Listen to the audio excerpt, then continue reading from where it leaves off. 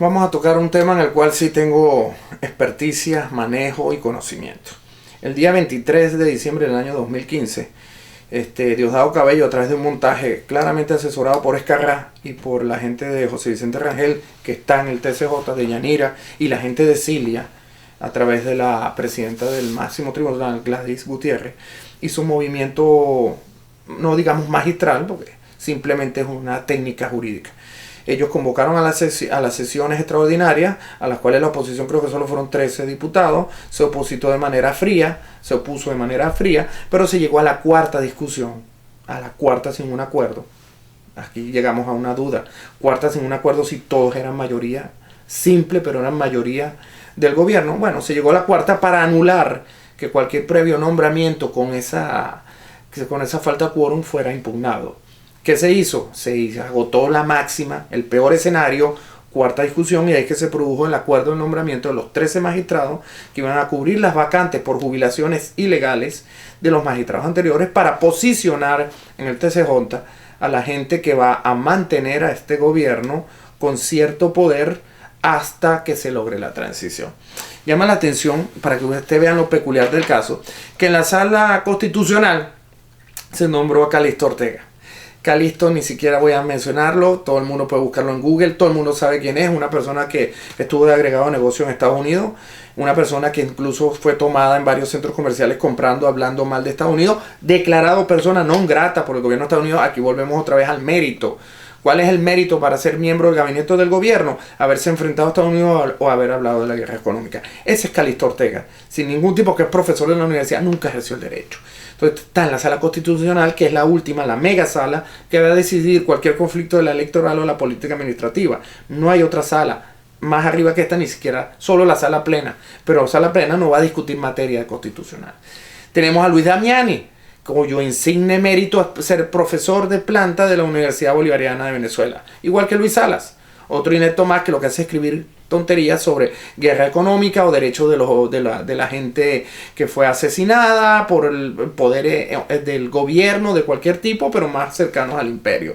Tenemos a Lourdes Suárez Anderson, cuyo único mérito fue haber sido la hermana de Danilo. Pasó por fiscalía, pasó por la defensoría, etcétera, etcétera. Su mérito es ser la hermana de Danilo Anderson. Ese es el currículum que tiene. Por cierto, Amoroso no pudo, pero alabó la gestión del hijo al frente de la comisión que nombró los magistrados, porque él fue el que cuadró todo. En materia penal, Juan Luis Ibarra, juez destituido por los chavistas hace 5 años. Un juez destituido ahora es magistrado del TCJ. Pero me dirán, ¿pero cuál es el problema si la anterior presidenta del TCJ, que era juez agrario, tenía 2 procedimientos que usted podía buscar en internet y en Google en la sala del TCJ y había sido destituida? Y eso le inhabilita a un magistrado para hacer, pero mientras más delincuentes o más improbos es mejor para el desempeño del cargo. Yanina Carvía, ella entra por la muerte de Ninosca Queipo, aquella, disculpen, pero yo no hablo de muertos, pero esa fue la juez que entró en sustitución de la que murió por la operación de cirugía plástica, que causó después el problema de los implantes de seno, que todo se abocó el TCJ a condenar y a impartir justicia porque había muerto una magistrada en una operación de senos, porque se hizo senos, etcétera, etcétera. No hablemos de eso. Esta magistrada tiene el mérito de haber venido del Estado Lara, donde hay un connotado operador del miquelenismo que Chávez desterró, el señor Bermúdez, que hace negocios, como lo dijimos la otra vez, en el Club Los Cortijos, y esa es una pieza de él, como siempre se han reservado 3 o 4 magistrados del Estado Lara. Después viene Medina Salas, que es de la sala político-administrativo. ¡Wow! ¡Qué raro! Pero es un magistrado nombrado en la sala político-administrativa, que es en materia político-administrativa, pero que tiene un máster y ha ejercido toda su vida en materia penal. O sea, cualquier persona, no tiene que ser abogado, puede ser lego, lo que sea, entiende que si usted va a ser mecánico de aviones, no lo van a nombrar mecánico de barcos. Eso fue lo que pasó aquí. Entonces, una persona que toda su vida ha ejercido en materia penal es nombrada en la sala político-administrativa.